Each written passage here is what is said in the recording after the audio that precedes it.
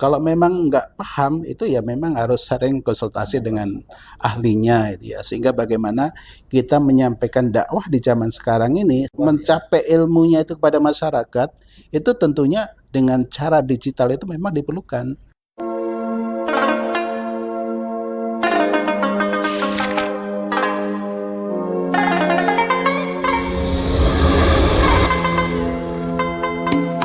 Assalamualaikum warahmatullahi wabarakatuh. Waalaikumsalam warahmatullahi Alhamdulillah wabarakatuh. wassalatu wassalamu ala Rasulillah Muhammad ibn Abdillah wa ala alihi wa sahbihi wa wala. Pemirsa MUI Depok TV yang dirahmati Allah Subhanahu wa taala, bertemu kembali kita dalam acara Bincang Ulama MUI Kota Depok.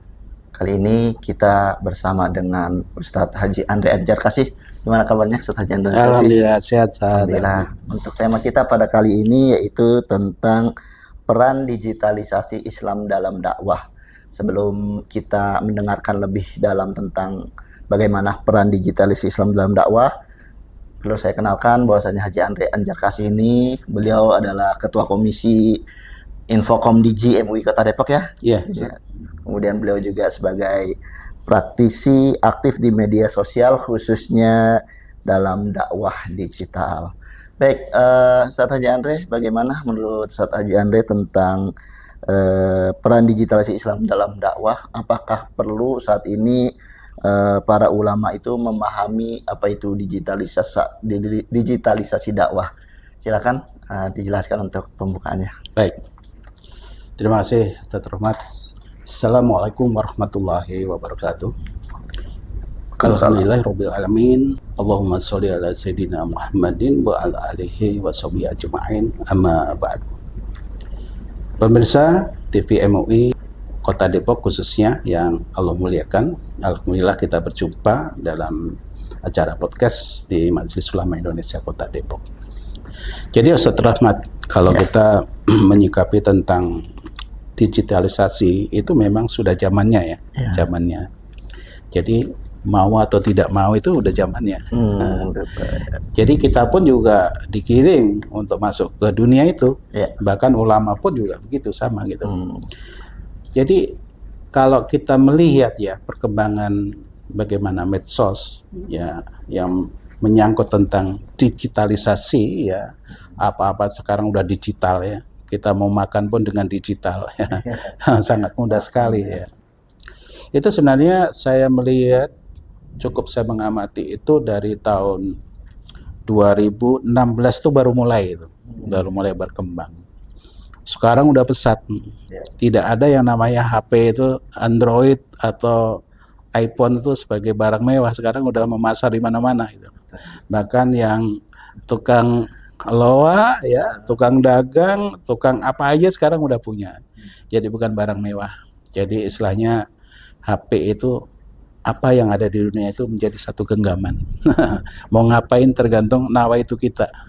Jadi pemirsa, kalau kita memahami tentang digitalisasi itu memang saatnya kita memang harus memahami. Harus, apalagi para ulama ini. Para ulama itu kan kalau kita ngaji ya tiap hari kita mungkin ngaji kitab kuning, ngaji kitab yang lain dan sebagainya. Itu sangat bagus. Tapi tetap harus diimbangi. Seperti apa sih? Contohnya teman-teman dari Majelis Ulama Indonesia Kota Depok nih, ada yang ngaji itu sudah ngaji kitab tapi dibikin siaran online. Melalui TikTok ya gitu. Ada melalui YouTube dan sebagainya. Itu adalah salah satu contoh bahwa beliau itu udah bergerak dalam hal digitalisasi itu sendiri ya gitu loh.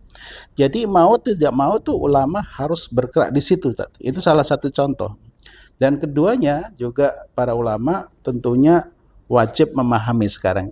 Jadi bukan kita kita sarankan atau kita, tapi udah merupakan suatu kewajiban harus memahami.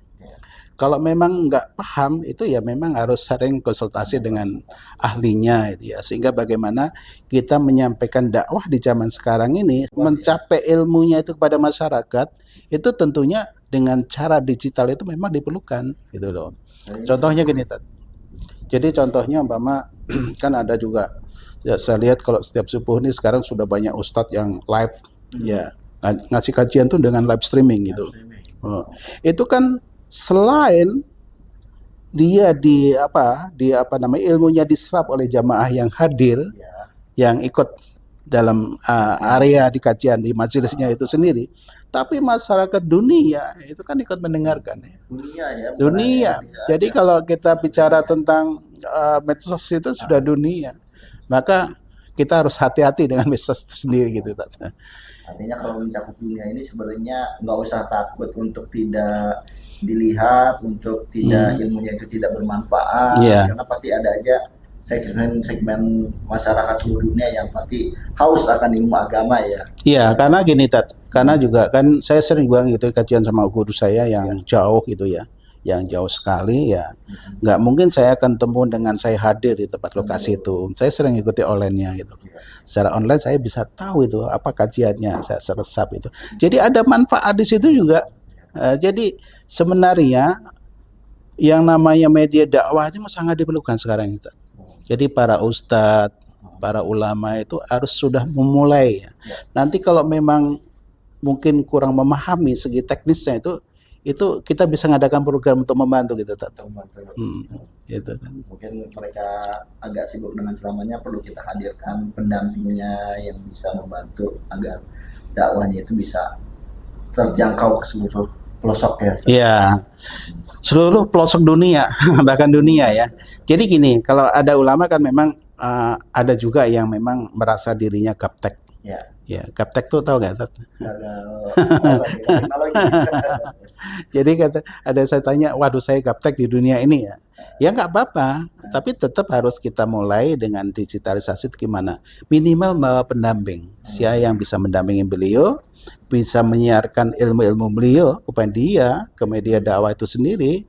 Media dakwah kan banyak sekarang, tapi kalau saya lihat di Indonesia itu yang lebih populer sekarang, tapi saya nggak ngelihat rankingnya sekarang ya, tapi yang saya lihat yang lebih populer sekarang tuh dakwahnya ada di media TikTok ya. TikTok itu luar biasa, karena TikTok tuh khusus di Indonesia tuh banyak disenangin ya, dari kalangan remaja sampai kalangan dewasa, orang tua ya, sekaligus menyenangin. Bahkan para ulama, para ustadz-ustadz yang terkenal pun sekarang udah merambah ke situ, Ustadz. Ya, jadi saya kira itu sangat bagus sekali gitu loh. Gitu. Dan sekarang juga ini Ustaz, yang saya lihat para guru maupun para murid ketika mereka itu belajar mengaji, keterbatasan kitab untuk membawa kitab kuning itu sekarang bisa dialihkan dengan adanya kitab-kitab yang dalam berbentuk PDF. Ya, itu saya juga ya. Sehingga ketika betul. mereka aja buka PDF langsung pakai watch. Itulah itu yang namanya salah satu bentuk digitalisasi. Gitu. Jadi itulah memang fungsinya dakwah kita tuh sudah merambah ke situ. Sudah banyak kitab-kitab sekarang sudah dialihkan ke digitalisasi itu sudah banyak. Jadi bukan salah ya kalau kita mengkaji satu kitab kuning katakanlah atau kitab tertentu kemudian menghadapi guru atau talaki pada guru itu tidak salah gitu, tidak salah. Tapi untuk mengembangkan itu semua guru yang ilmu yang luar biasa ini harus bisa dikembangkan pada masyarakat umum, disebarkan seluruh dunia ya. Itu melalui media dakwah itu sendiri. Secara digitalisasi itu diperlukan itu. Nah, sekarang Ustaz, teknologi mencapai perkembangan yang lebih maju lagi setelah munculnya medsos ya, baik Facebook, Instagram ataupun YouTube. Nah, sekarang yang terbaru ini muncul teknologi AI, bagaimana menurut Ustaz tantangan dan bagaimana para dai ini menyikapi adanya AI? AI itu artificial intelligence ya, istilahnya kecerdasan buatan. Jadi sebenarnya cerdas dibuat dengan instan. Jadi kecerdasan dibuat dengan instan itu dengan sistem, dengan program ya. Itu memang sekarang sudah muncul ya, cuman saya pelajari AI itu sendiri di Indonesia yang saya pelajari itu kesempurnaan itu baru sekitar 6%. Jadi kalau sekarang banyak orang kecuali orang awam ya. Kalau orang awam melihat suatu video fitnah katakanlah si ini dengan ini seakan-akan benar gitu ya, padahal enggak gitu ya. Tapi kalau orang awam melihat seakan-akan benar, itulah timbulnya fitnah gitu loh. Tapi kalau orang yang paham tentang AI itu paham sekali karena memang kesempurnaan baru 6% di Indonesia itu. Padahal video itu mirip sekali. Iya, mirip, ya. Maka justru itu salah satu ya ciri khas untuk mengetahui bahwa AI itu tidak sempurna itu mudah, Tat. Iya. Jadi kalau kita ngomong ini kan masih pakai perasaan ya. Iya. Masih ada senyum, kemudian ada ya intinya menguapkan rasa itu ada tuh. Nah, kalau di AI itu yang namanya perasaan tuh belum bisa masuk di situ. Masih ada kejanggalan.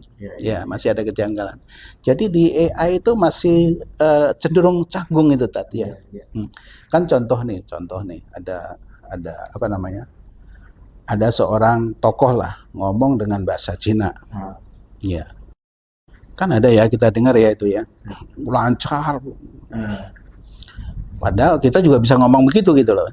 Tapi bisa ya, seakan-akan benar padahal itu AI. Nah itu yang bisa baca memang orang-orang yang ahli di bidang itu gitu loh. Kalau secara awam memang seakan-akan benar, akhirnya timbul fitnah gitu ya, timbul fitnah. Dan sekarang ada juga, umpama sekarang ada ustadz atau ulama yang digosipin seakan-akan berbarengan di si perempuan dengan A, kemudian di jalanan bergandengan atau apa, itu kan jadi fitnah ya. Itu ada juga saya lihat luar biasa subhanallah. Itulah jadi zaman kita ini sekarang kalau nggak diwaspadai AI juga memang menimbulkan fitnah gitu loh. Makanya kalau kita melihat video itu harus tanyakan dulu pada ahlinya, ini benar nggak sih video. Saya sering mama dari Pak Kiai Idrus Yahya itu sering konsultasi saya. Kiai itu sebenarnya video ini benar nggak ya? Ini bikinan nggak ya? Kalau saya udah bilang valid baru diedarin, disebarin. Ya, itu penting juga seperti penting Pak Bayun ya, karena banyak sekali kebiasaan di masyarakat kita dia nggak paham asal langsung share saja. Nah, kira-kira peran dai untuk meminimalisir hal tersebut bagaimana Teh? Jadi gini ya, sekarang kan bukan masalah yang fitnah di AI aja, bukan AI aja yang jadi fitnah ya, tapi banyak juga fitnah-fitnah yang lain start. Contohnya sekarang terutama hal politik ya, kadang-kadang kan video tentang pengucat si A seakan-akan ini framingnya benar tapi padahal itu bukan gitu loh. Itu kadang-kadang ada dipotong-potongnya, dipotong-potong, disambung-sambung, dibikin tambah narasi. Narasinya padahal bukan omongan dia, tapi bisa juga jadi dari sistem atau dari voice overnya itu bukan dari manusia asli, dari komputer istilahnya itu kan. Banyak sekarang gitu ya. Itu bisa juga menimbulkan fitnah. Bisa juga menimbulkan fitnah. Jadi caranya bagaimana? Ya ulama, maka justru ini ulama juga harus memahami. Kira-kira kalau ini fitnah, video ini berarti nggak boleh disebarkan. Tapi kalau ini nggak fitnah, baru bisa disebarkan. Tapi kita kan harus mengetahui ciri khasnya ini fitnah atau enggak kan. Justru itu kita harus tabayun, harus tabayun. Jadi harus sering berdialog lah dengan ahlinya gitu. Jadi seperti di Infokomdik ini kita sebenarnya membuka informasi konsultasi itu bebas ya, mau telepon sama saya, mau ini dan sebagainya, silakan. Mau ketemu di kantor MUI ya silakan gitu. Jadi ulama-ulama itu sehingga ada wawasan ke situ karena zamannya memang udah begitu. Jadi mau atau tidak mau timbulnya fitnah sekarang. Bisa bayangin antum orang alim dibilang katanya lagi kongko-kongko di kafe dengan minuman bir, subhanallah, itu kan betul banyak. Tapi sebenarnya kalau orang yang tahu ahlinya itu gampang, ini bukan benar, ini salah, ini bukan benar, itu artinya begitu. Lalu gimana nih menurut Ustaz umat Islam menyikapi perkembangan canggih teknologi, tadi kan AI salah satunya, yang lainnya media sosial, itu Instagram ataupun YouTube ataupun TikTok, bagaimana umat Islam? Iya, Ustaz. Jadi di media sosial tuh saya cukup miris juga ya. Sekarang tuh banyak media sosial yang mengaku dirinya alim, mengaku dirinya haji, tapi menipu. Saya ini ada akun di TikTok itu yang kerjaannya tiap hari niku, yang katanya dia haji, katanya kata orang alim, tapi nipu. Itu sampai saya blokir tuh lebih dari 54 akun. Itu saya bisa buktikan itu. Jadi ciri khasnya orang nipu itu sebenarnya mudah gitu loh. Ini yang harus dipahami. Jadi kalau dulu kan sering orang ditipu itu dengan telepon ke rumah. Anak kamu lagi tabrakan di sini, nanti tolong karena ini ada dokter harus merawatnya, harus operasi dan sebagainya sehingga perlu biaya dan sebagainya gitu ya. Itu sering terjadi. Kalau sekarang enggak. Sekarang lewat itu media online.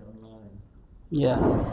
Jadi dia membuat satu live streaming, caranya menggait orang untuk mencari untuk mendapatkan gift atau hadiah. Hadiah itu nanti jadi uang ya. Itu yang bahayanya di situ. Nah, si pemirsa kan nggak tahu itu orang nipu atau enggak. Jadi ciri khasnya itu kalau kita mau paham si penipu atau bukan tuh gampang, Tat. Caranya adalah apabila kita diminta, kalau uang diminta uang duluan, kalau barang diminta barang duluan, cash di depan istilahnya, itu harus waspada. Itu ciri-ciri utama ya. Jadi kalau umpama kita umpama di TikTok katakanlah kita punya giftnya banyak. Nah, ditipulah, ada gift itu kan nilai macam-macam ya, ada yang sampai jutaan juga ada gitu ya. Kalau kita lemparkan dia, berarti kita udah ketipu kan ya. Jadi intinya kalau kita diminta duluan uang atau hadiah yang menguntungkan si penipu itu, jangan dilakukan. Itu ciri-ciri penipu gitu kan. Jadi ciri khas penipu itu adalah kita mengeluarkan kalau uang cash duluan, walaupun dikit. Jadi kalau kita diminta dikit ya, asal uang duluan, itu hati-hati itu. Ya. Jadi kalau online juga gitu, Peter ya memang ngomong kayak gitu. Ini perlu diketahui oleh umat Islam betul. Dan saya yakin yang ketipu itu bukan hanya dari masyarakat ataupun umat Islam yang awam ya, para ulama, para dai juga pasti banyak yang ketipu. Banyak, kalau yang nggak paham yang banyak gitu. Ya. Jadi yang penting itu ciri khas yang menjadikan orang ketipu itu apabila kita menjumpai diminta macam barang duluan, macam uang duluan di muka, itulah ciri-ciri khasnya. Kembali lagi ke peran ulama dalam memanfaatkan digitalisasi dakwah ini, poin-poinnya apa yang harus dilakukan oleh para pendakwah bisa memanfaatkan digitalisasi. Jadi kalau saya sih mengharapkan gini ya, satu poin aja. Jadi kalau saya menyikapi yang paling populer di Indonesia sekarang kan TikTok ya. Maka saya berharap para ulama, para ustadz, siapapun lah ya, itu mulailah bergerak untuk dakwah melalui media itu. Ya, media itu kan cukup kita berbuat mungkin 1 menit, 2 menit, atau maksimal 3 menit cukup. Bisa bayangin, di TikTok tuh kan banyak yang kerjanya tiap harinya goyang-goyang, yang ini dan sebagainya. Nah itu kita jangan sampai diwarnai, tapi kita harus mewarnai. Jadi fungsi ulama itu harus bisa mewarnai. Jangan sampai kita diem aja gitu loh. Nah sekarang sudah banyak ustadz mulai live streaming, mulai bikin dakwah-dakwah di digitalisasi. Itu adalah salah satu contoh mewarnai. Teman-teman kita di MUI juga sudah begitu tadi. Jadi ya mudah-mudahan ini tiru untuk semua ya.